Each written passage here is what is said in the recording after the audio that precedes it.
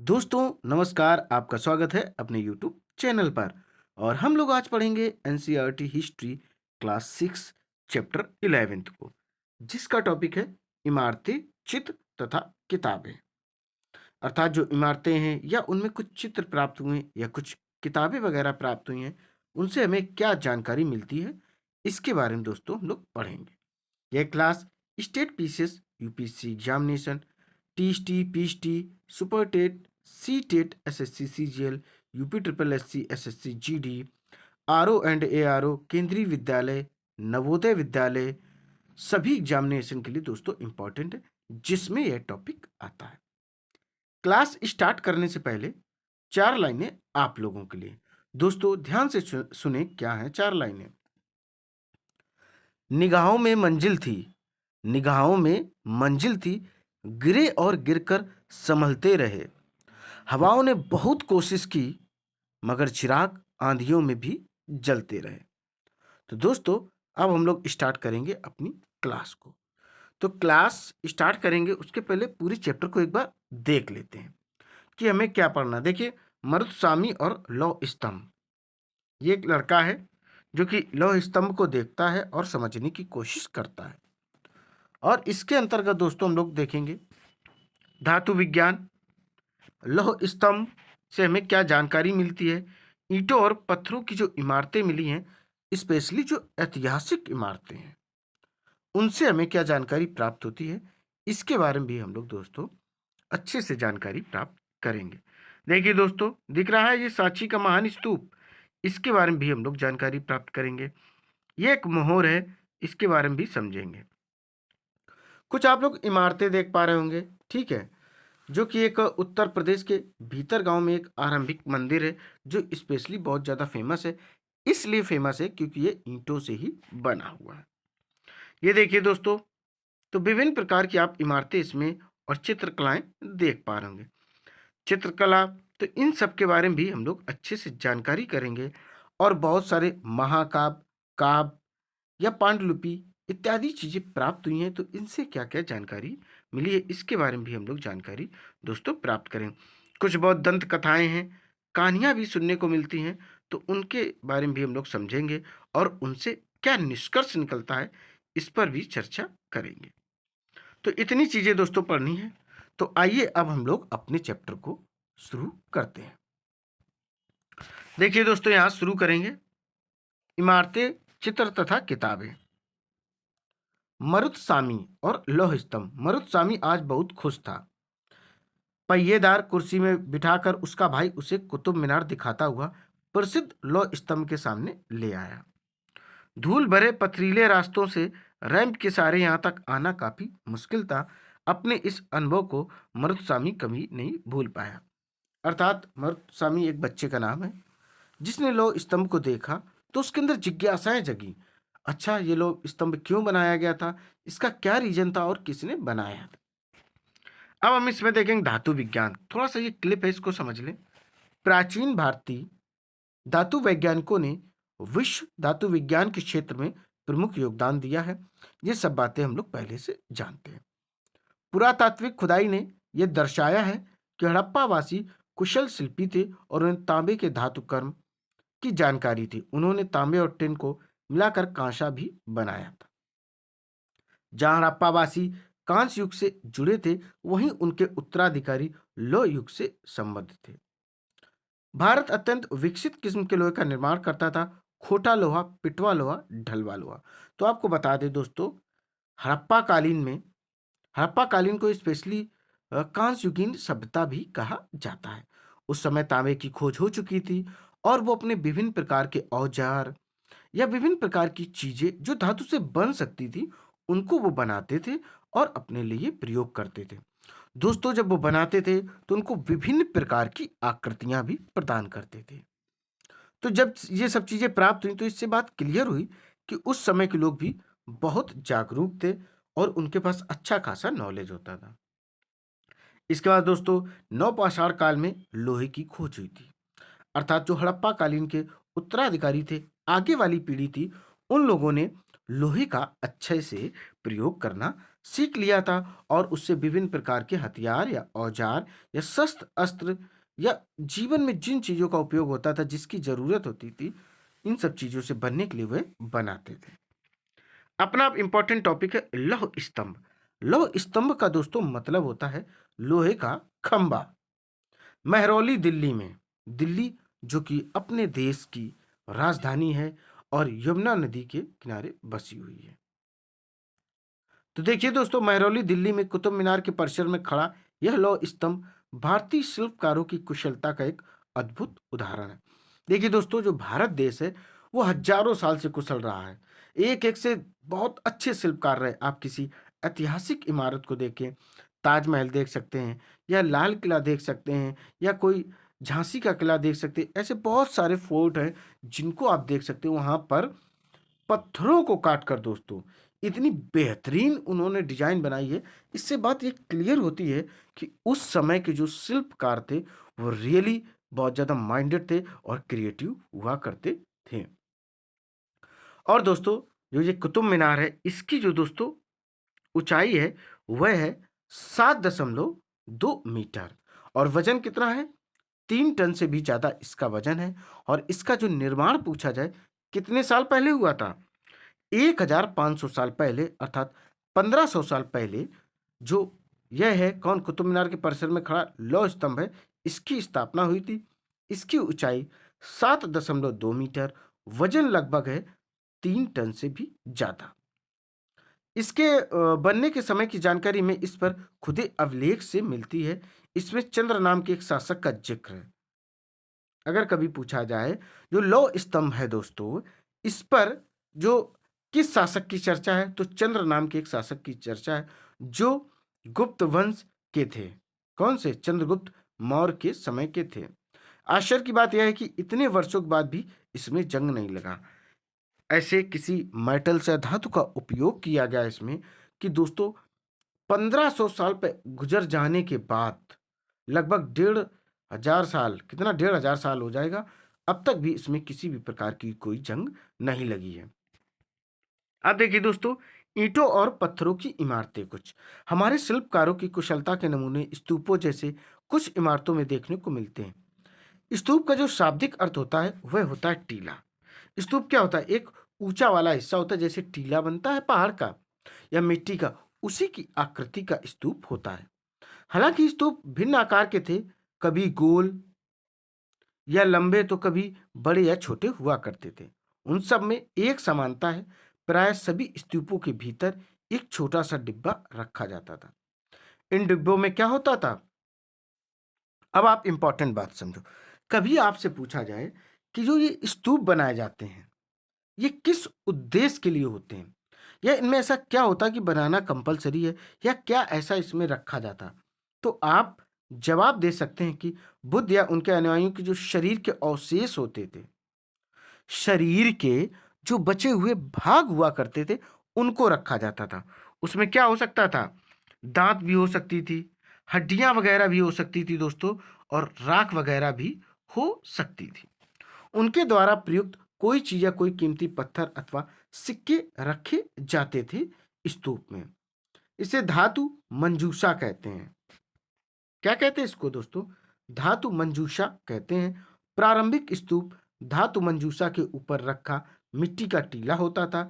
बाद में टीले को ईंटों से ढक दिया गया। अब देखिए, बाद के काल में उस गुम्मदनुमा ढांचे को तराशे हुए पत्थरों से ढक दिया गया। प्राय स्तूपों के चारों ओर परिक्रमा के लिए एक वृत्ताकार पथ बनता था। अब यहां से इंपॉर्टेंट बात आप समझ सकते हैं। स्तूप हम लोग समझ गए कि उसमें बुद्ध या उनके अनुयायी होते थे, उनके शरीर के कुछ अवशेष रखे जाते थे। उसमें दांत, हड्डियां या क्या हो सकती थी, राख वगैरह हो सकती थी, या कुछ ऐसी वस्तुएं जिसका उन लोगों ने उपयोग किया था, उनको भी उसमें सुरक्षित रखा जाता था।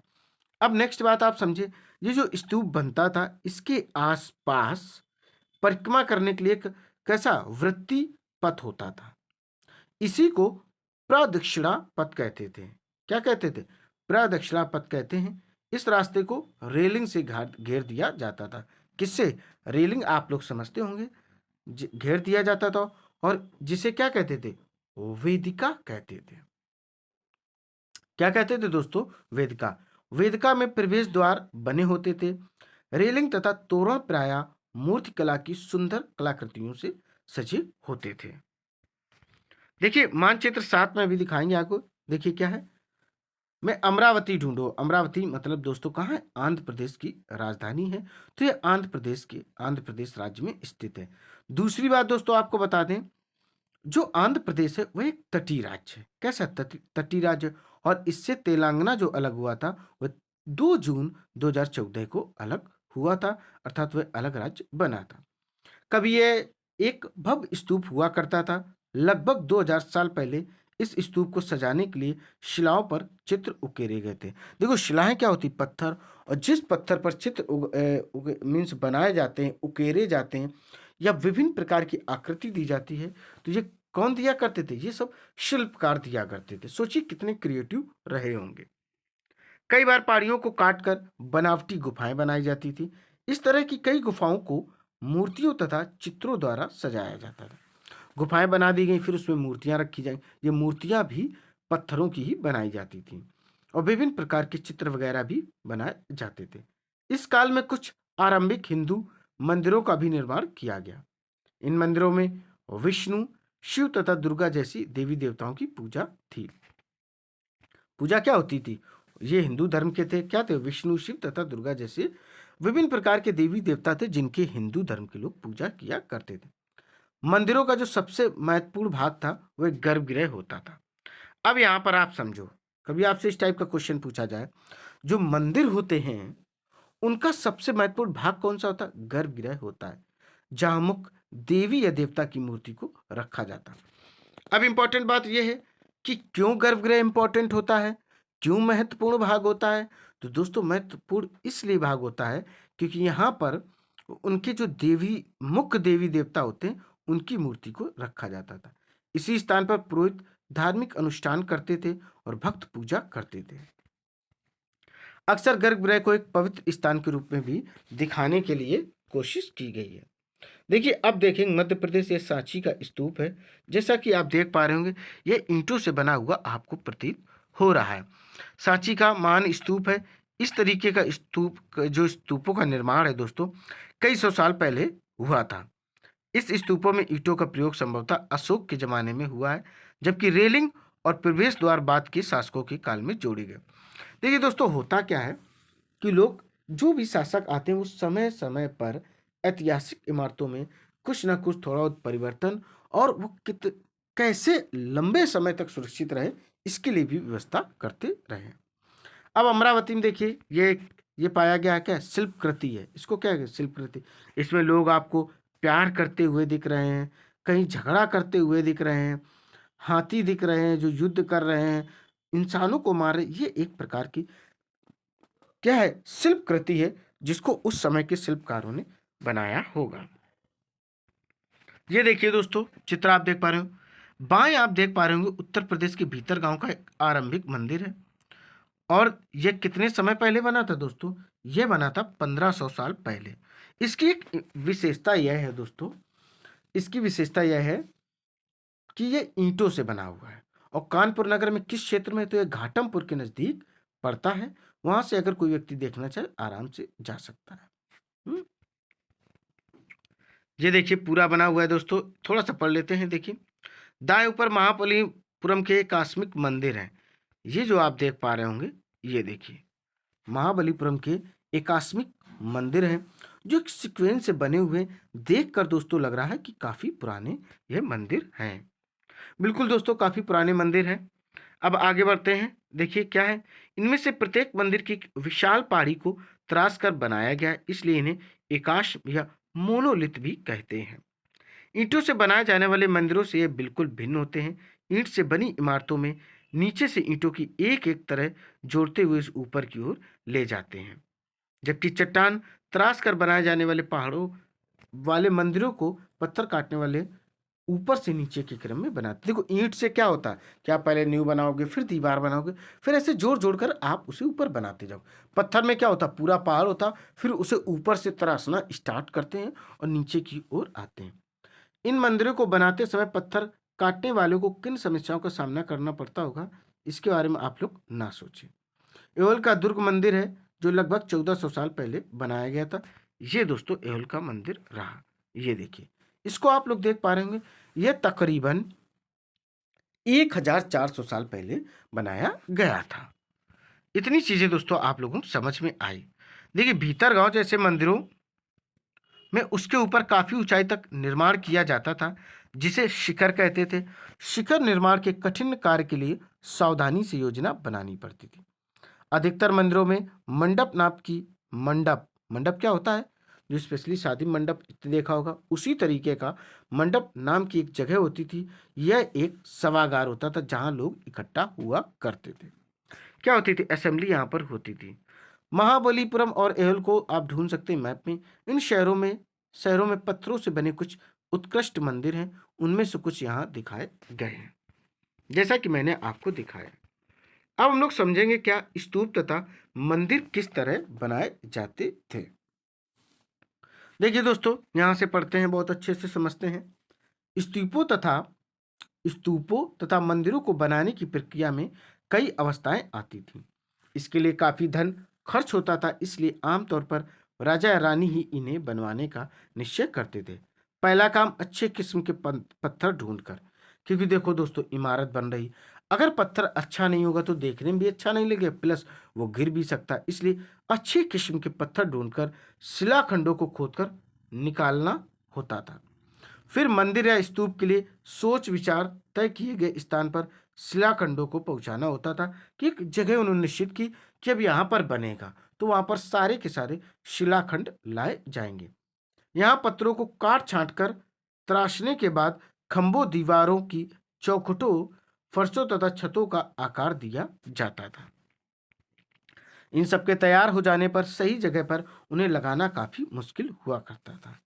देखिए दोस्तों, बाएं उड़ीसा का जैन मठ है। एक पहाड़ी को खोदकर इस 2 मंजिला इमारत को बनाया गया है।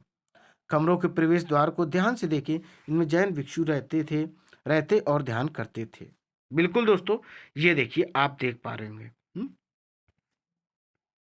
ये एक पहाड़ी को काटकर दोस्तों 2 इमारत बनाई गई। सोचिए किस तरीके से, कितने समय तक इन्होंने पहाड़ को काटा होगा, खोदा होगा। उसके बाद दोस्तों ये स्तूप बना पाए। इसमें लोग क्या करते थे, गुफाएं हैं 2 खंड की। इसमें उस समय के जो धार्मिक गुरु हुआ करते थे या धार्मिक अनुयायी हुआ करते थे, वो लोग यहाँ पर रुका करते थे, अर्थात उनका गेस्ट हाउस हुआ करता था। राष्ट्रीय संग्रहालय नई दिल्ली से एक मूर्ति का चित्र है, नीचे भी दिखाएंगे। ये रहा, देखो दोस्तों किस तरीके से ये मूर्ति का चित्र है। इनके हाथ में चाकू जैसी कुछ लग रही, ऐसा लग रहा जैसे ये लोग युद्ध करने के चक्कर में हैं।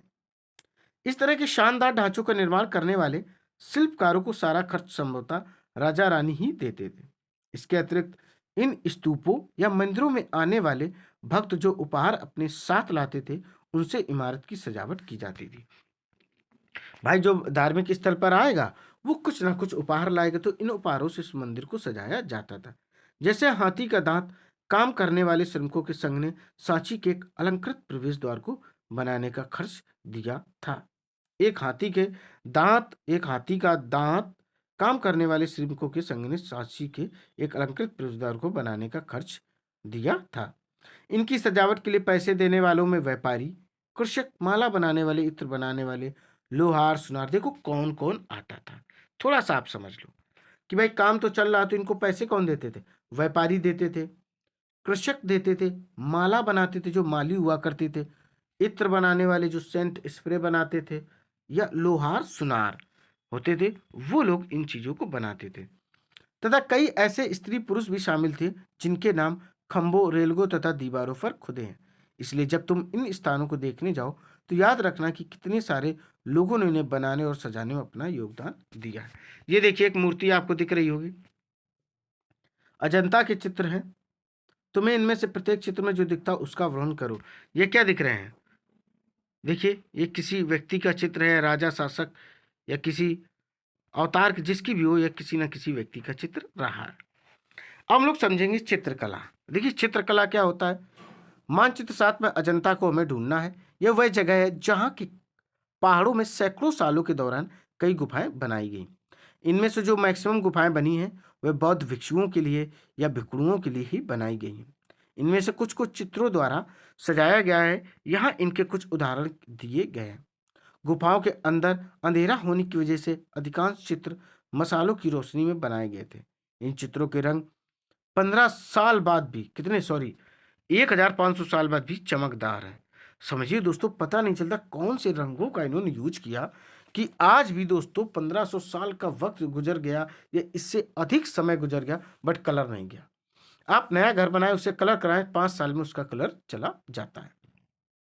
ये रंग पौधों तथा खनिजों से बनाए गए थे। इन महान कृतियों को बनाने वाले कलाकार अज्ञात हैं, अर्थात इनमें कलाकारों की कोई जानकारी नहीं। ये देखिए, एक कलाकृति कितनी जबरदस्त दोस्तों बनी हुई, इसको कैसे लोगों ने बनाया होगा। अब लोग पढ़ेंगे पुस्तकों की दुनिया। बहुत सारे काव्य या महाकाव्य या पांडुलिपियां या विभिन्न प्रकार की रचनाएं प्राप्त हुई हैं, जिनसे थोड़ी बहुत इतिहास की जानकारी प्राप्त होती है, या यूं कहे थोड़ी बहुत नहीं, बहुत ज्यादा प्राप्त होती है। बिल्कुल दोस्तों, अब देखेंगे पुस्तकों की दुनिया। इस युग में कई प्रसिद्ध महाकाव्यों की रचना की गई। इन उत्कृष्ट रचनाओं में स्त्री पुरुषों की वीर गाथाएं तथा देवताओं से जुड़ी गाथाएं कथाएं, अर्थात स्त्रियों और पुरुषों जो भी उस दौरान वीर रहे हैं या अन्य उन्होंने बेहतरीन कार्य किए हैं, इन पुस्तकों में चर्चा की गई। करीब 1800 साल पहले एक प्रसिद्ध तमिल महाकाव्य शिल्प क्या मिला था, शिल्पदीकारम मिला था। ये एक तमिल महाकाव्य था और ये 1800 साल पहले मिला था। शिल्पदीकारम दीकारम। देखो, इसकी रचना किसने की थी? इलांगो नामक कवि ने की थी। इलांगो नामक कवि ने इसकी रचना की थी और इसमें कोवलन नाम के एक व्यापारी की कहानी है। अगर कभी आपसे पूछा जाए जो तमिल का प्रसिद्ध महाकाव्य शिल्पदीकारम, उसके राइटर कौन है? इलांगो। इसमें चर्चा किसकी है? कोवलन नाम के एक व्यापारी की चर्चा है। वह पुआर में रहता था। अपनी पत्नी कन्नगी की उपेक्षा कर वह एक नर्तकी माधवी से प्रेम करने लगा था। बाद में वह और कन्नगी पुआर छोड़कर मदुरै चले गए। वहां पांड राजा के दरबारी जौहरी ने कोवलन पर चोरी का झूठा आरोप लगाया, जिस पर राजा ने उसे प्राणदंड दे दिया। कन्नगी, जो अभी भी उससे प्रेम करती थी, इस अन्याय के कारण दुख और रोष से भर गई। उसने मदुरै शहर का विनाश कर डाला। क्या कर डाला था? विनाश कर डाला था। आइए दोस्तों, थोड़ा सा एक पैराग्राफ पढ़ लेते हैं। शिल्प दीकारम से लिया गया एक छोटा सा वर्णन है, कुछ पैराग्राफ हैं उनकी स्टोरी का। यहाँ कवि ने कन्नगी के दुख का इस तरह वर्णन किया है। ओह मेरा दुख तो देखो, तुम मुझे सांत्वना तक नहीं दे सकते। क्या यही है कि विशुद्ध सोने से भी सुंदर तुम्हारा शरीर बिना धुला धूल से सना यूं ही पड़ा है। यह कहाँ का न्याय है कि गोधुली की इस स्वर्णिम आभा में फूलमाला से ढके सुंदर वक्षा स्थल वाले तुम जमीन पर गिरे पड़े हो। मैं अकेली असहाय और हताश होकर खड़ी हूं। क्या ईश्वर नहीं है? क्या इस देश में ईश्वर नहीं है? पर क्या उस स्थान पर ईश्वर रह सकते हैं जहाँ के राजा की तलवार निर्दोष नावंतों के प्राण ले लेती है? क्या ईश्वर नहीं है? नहीं है। तो इस तरीके से अपने दुख की या अपनी जो भावनाएं थी, संवेदनाएं थी, उसको कन्नगी ने प्रस्तुत किया है। एक और तमिल महाकाव्य है, जिसको बोलते हैं मणि मेखलई। क्या बोलते हैं? मणि मेखलई बोलते हैं। और यह आया था चर्चा में 1400 साल पहले। इसका क्या हुआ था? इसकी रचना की गई थी और इसको लिखा किसने था? सत्यनारायण द्वारा यह लिखी गई रचना है। इसमें कोवलन तथा माधवी की बेटी की कहानी है। कोवलन तथा माधवी की जो बेटी थी उसकी कहानी है। ये रचनाएं कई सदियों पहले ही खो गई थी। उनकी पांडुलिपियां दोबारा लगभग 100 साल पहले मिली हैं। तो क्या पांडुलिपियां मिली हैं? अन्य लेखक जैसे कालिदास, जिनके बारे में हम लोग पहले ही पढ़ चुके हैं, ये क्या करते थे? कालिदास जी संस्कृत में लिखा करते थे। हम लोग पढ़ेंगे मेघदूत का एक श्लोक। यहाँ उनकी सबसे प्रसिद्ध रचना मेघदूत से एक अंश दिया गया है। यहाँ एक विरही प्रेमी बरसात के बादल को अपना संदेशवाहक बनाने की कल्पना करता है। देखो इसमें किस तरह कवि ने बादलों को उत्तर की ओर ले जाती ठंडी हवा का वर्णन किया है। तुम्हारे बौछारों से मुलायम हो उठी मिट्टी की भीनी खुशबू से भरे, हाथियों की सांस में बसी, जंगली गूलर को पकाने वाली शीतल बयार तुम्हारे साथ धीरे धीरे बहेगी। हम लोग पढ़ेंगे पुरानी कहानियों का संकलन तथा संरक्षण। हम लोगों ने विभिन्न लोगों से बहुत सारी स्टोरियां सुनी, कहानी सुनी। आइए एक झलक समझते हैं इसमें। हिंदू धर्म से जुड़ी कई कहानियां जो बहुत पहले से प्रसिद्ध है, प्रचलित हैं, इसी काल में लिखी गई है। इसमें पुराण भी शामिल है। क्या है? पुराण भी शामिल है। पुराण का जो शाब्दिक अर्थ होता है वह प्राचीन होता, अर्थात बहुत अधिक पुराना। पुराणों में विष्णु, शिव, दुर्गा, पार्वती जैसे देवी देवताओं से जुड़ी कहानियां हैं। इनमें से इन देवी देवताओं की पूजा की विधियां दी गई हैं, कैसे इनकी पूजा करनी है। इसके अतिरिक्त इनमें संसार की सृष्टि तथा राजाओं के बारे में भी कहानियां मिल जाएंगी। अधिकतर पुराण जो हैं सरल संस्कृत श्लोक में लिखे गए हैं, जिससे सब उन्हें सुन और समझ सकें। स्त्रियां तथा शूद्र जिन्हें वेद पढ़ने की अनुमति नहीं थी, वे इसे सुन सकते थे। देखो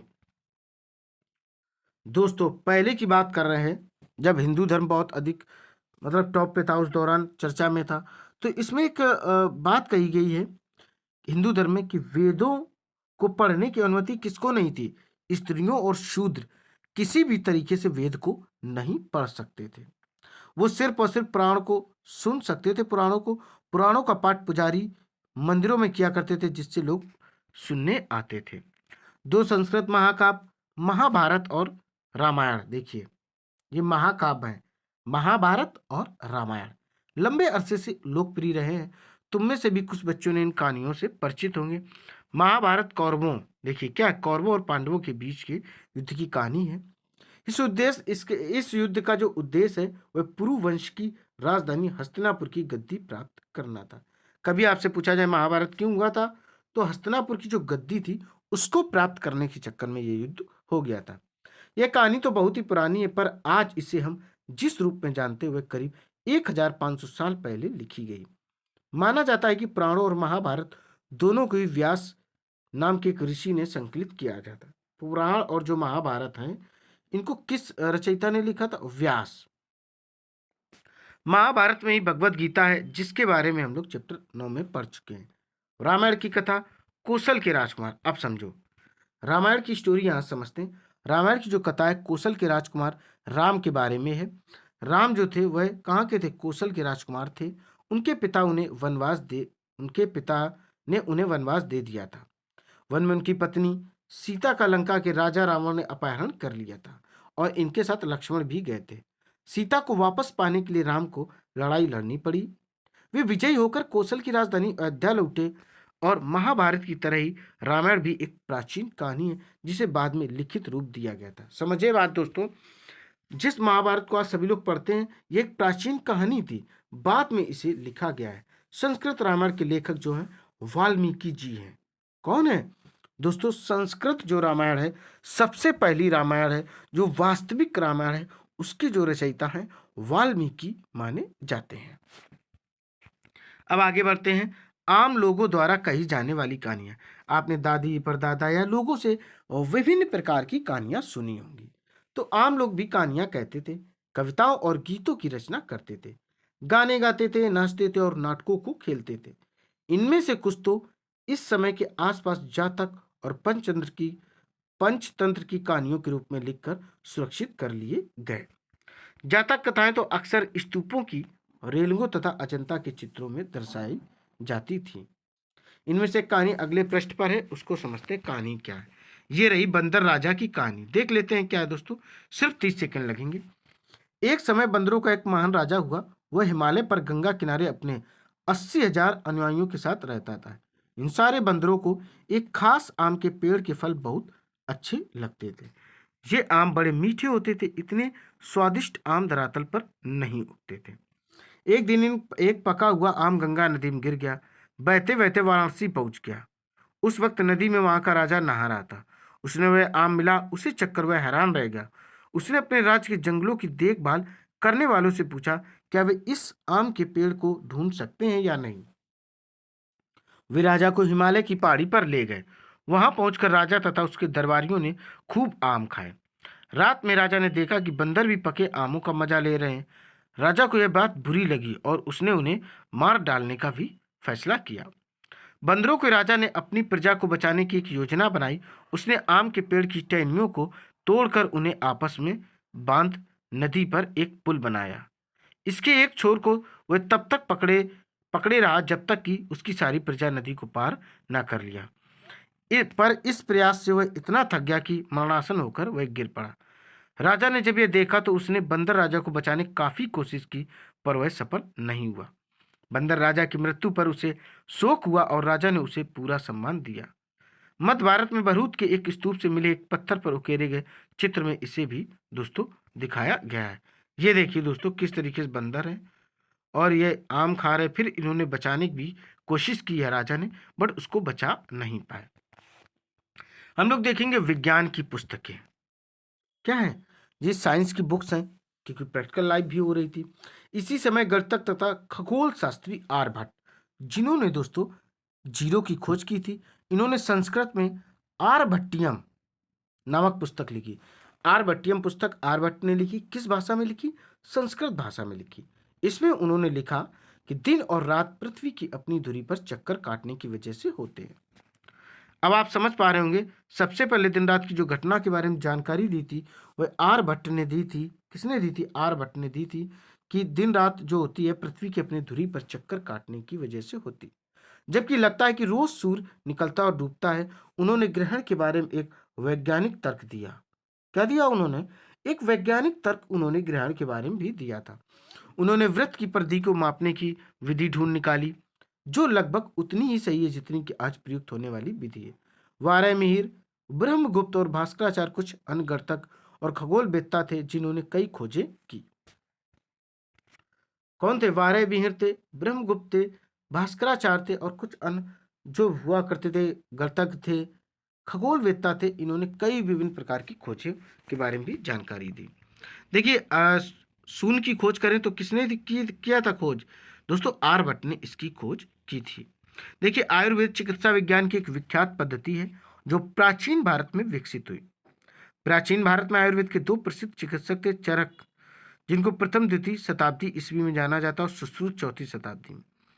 चरक द्वारा रचित जो चरक संहिता है औषधि शास्त्र का एक उल्लेखनीय पुस्तक है, और जो रचना सुश्रुत संहिता में सुश्रुत ने सल चिकित्सा, देखो ऑपरेशन के बारे में सुश्रुत ने जानकारी दी है।